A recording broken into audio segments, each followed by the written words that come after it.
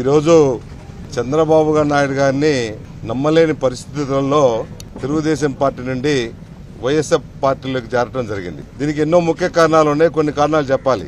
నేను మొట్టమొదటిసారిగా ఓటేసింది తెలుగుదేశం పార్టీ. అప్పటి నుంచి ఇప్పటి వరకు కూడా తెలుగుదేశం పార్టీలోనే గత 33 సంవత్సరాల నుంచి పార్టీ ఆవిర్భావం నుంచి తెలుగుదేశం పార్టీలో ఉన్నటువంటి వ్యక్తిని నేను కనిగిరి ఎమ్మెల్యేగా ఉన్నప్పుడు కనిగిరి నుంచి ఎమ్మెల్యే గెలిచాను. కనిగిరి నుండి ఎమ్మెల్యే గెలిచిన తర్వాత కనిగిరి ఎమ్మెల్యే నుండి నన్ను పక్కకు పంపించేసి మంచి మేయర్తో గెలిచాను.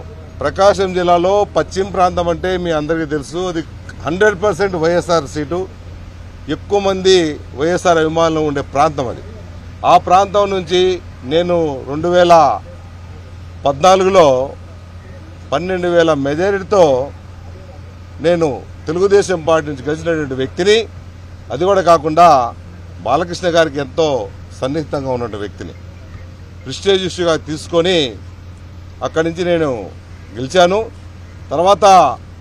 గెలిచిన తర్వాత నిన్న 2019 ఎలక్షన్ వచ్చినప్పుడు నాకు ఎటువంటి విషయం చెప్పకుండా, అంటే 2019లో నేను ముందే చెప్పుంటే నీకు సీటీను నీకు దర్శిస్తాను అని చెప్తే నన్ను దర్శి పంపించడం జరిగింది.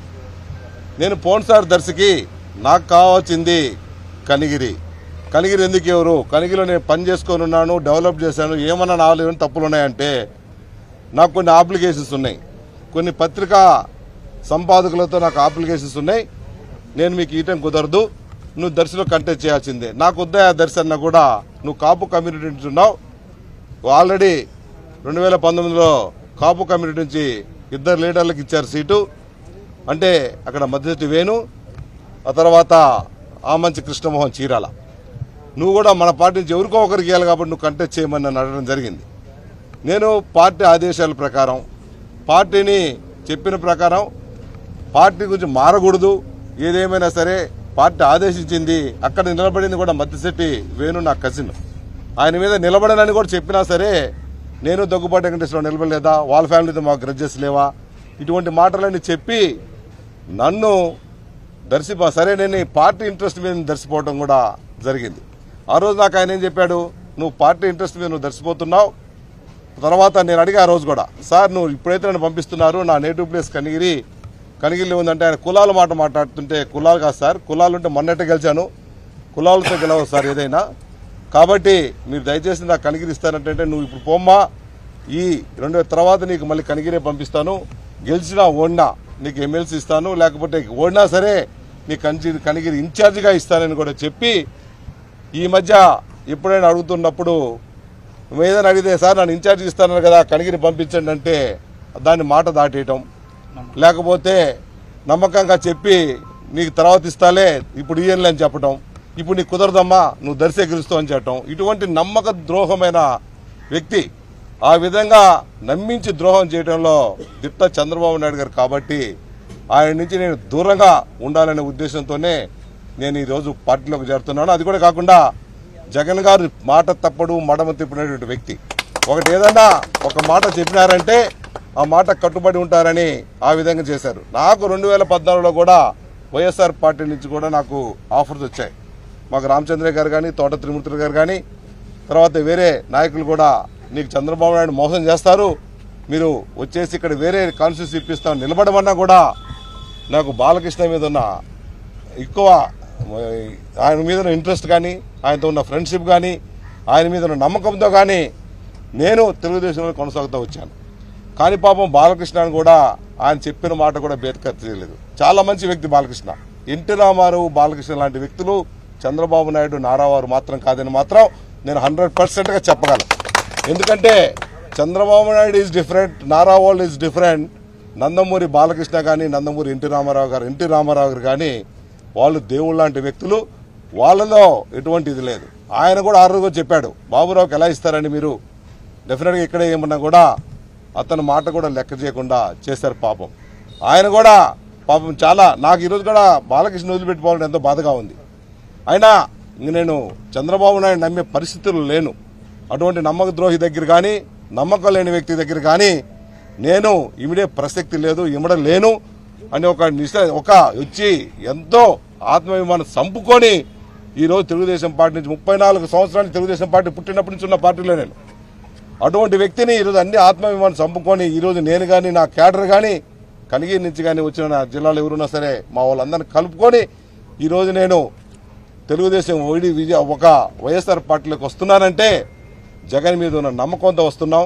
ఏదైనా సరే ఏదో పదవులు ఆశించి కాదు, నాకు అది కావాలని కాదు ఇది కావాలి, ఏది అవసరం లేదు. చంద్రబాబు లాంటి ద్రోహి దగ్గర ఉండకూడదనే ఉద్దేశంతోనే ఈరోజు నేను పార్టీ మారి వైఎస్ఆర్లోకి వస్తున్నా. ఇది సత్యం, ఇటువంటి ప్రాబ్లం లేదు. కానీ నేను బాలకృష్ణ మాత్రం చాలా మంచి వ్యక్తి, అమాయకుడు. అతను కూడా చాలా విధంగా ఏం మోసం చేస్తారో మాకు తెలియదు. కానీ చంద్రబాబు నాయుడు గారు ఆయన కూడా అర్థం చేసుకోవాలని కూడా నేను సభకు తెలియజేసుకుంటాను. మీకు ఈ విధంగా జై కదిరి, జై కదిరి, జై జగన్,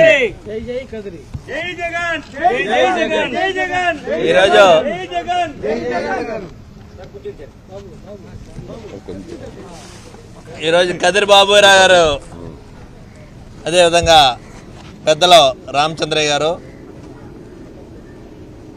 మరి బాబురావు గారు చెప్పినటువంటి విషయాలన్నీ విన్నారు. గత 34 సంవత్సరాలుగా తెలుగుదేశం పార్టీతో ఉండేటువంటి అనుబంధాన్ని విడవలేని పరిస్థితుల్లో అక్కడ భయంకరమైనటువంటి మోసం చేసేటువంటి విధానాలు చూసి ఇంకెంతకాలం మోసపోతాం, ఈ మోసపూరితమైనటువంటి మాటల నుంచి బయటకు రావాలనేటువంటి ఉద్దేశంతో కేవలం చంద్రబాబు నాయుడు గారు మోసపూరితమైనటువంటి మాటలతోటే నేను బయటికి రావడం జరిగింది అనేటువంటి ఆయన మాటల్లో విన్నారు మీరు. అయితే నేను ఇంకొక ఈ సందర్భంగా ఇంకోటి చెప్పాలి. ఆయనకి ఎన్నికలకు ముందు ఏదన్నా ఒక మేనిఫెస్టో రిలీజ్ చేస్తే ఆ మేనిఫెస్టోని మళ్ళా ఎన్నికలు వచ్చే టైంలోనే తీసి దాన్ని బయటకు తీస్తారు. ఆ బూజు దులిపేసి దాంట్లో ఏం చెప్పామనేటువంటి చూసి అది దాని మీద ఆలోచన చేస్తారు. అలా కాకుండా మేనిఫెస్టోని ఒక బైబిల్ గానో ఒక ఖురాన్ గానో నమ్ముతానని చెప్పినటువంటి మరి జగన్మోహన్ రెడ్డి గారు ఏదైతే మనకు చెప్పారో చూసాం.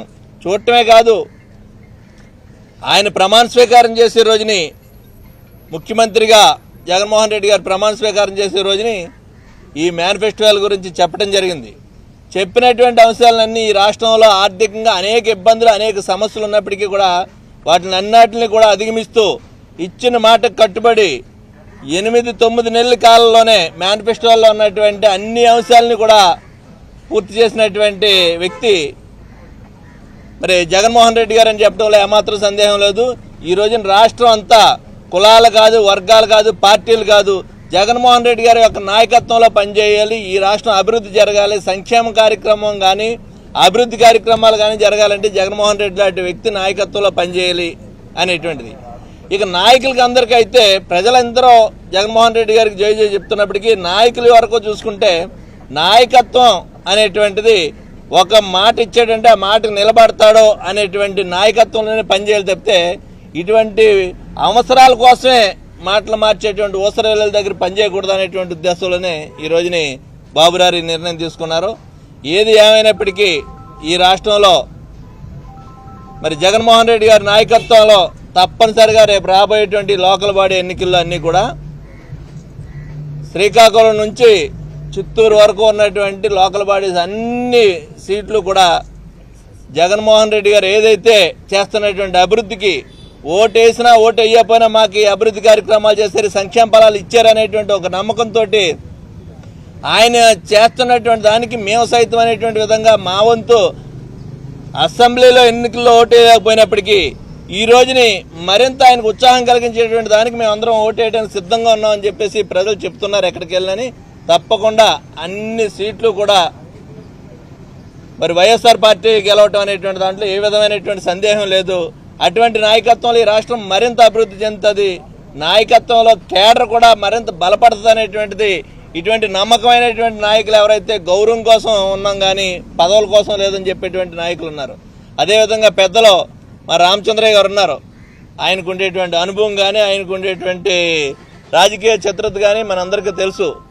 ఆయన నాయకత్వంలో ఈ రాష్ట్రంలో మరింత ముందుకెళ్లేటువంటి దానికి అందరం కూడా సిద్ధంగా ఉన్నాం అనేటువంటిది మరొకసారి తెలియపరుస్తున్నాం.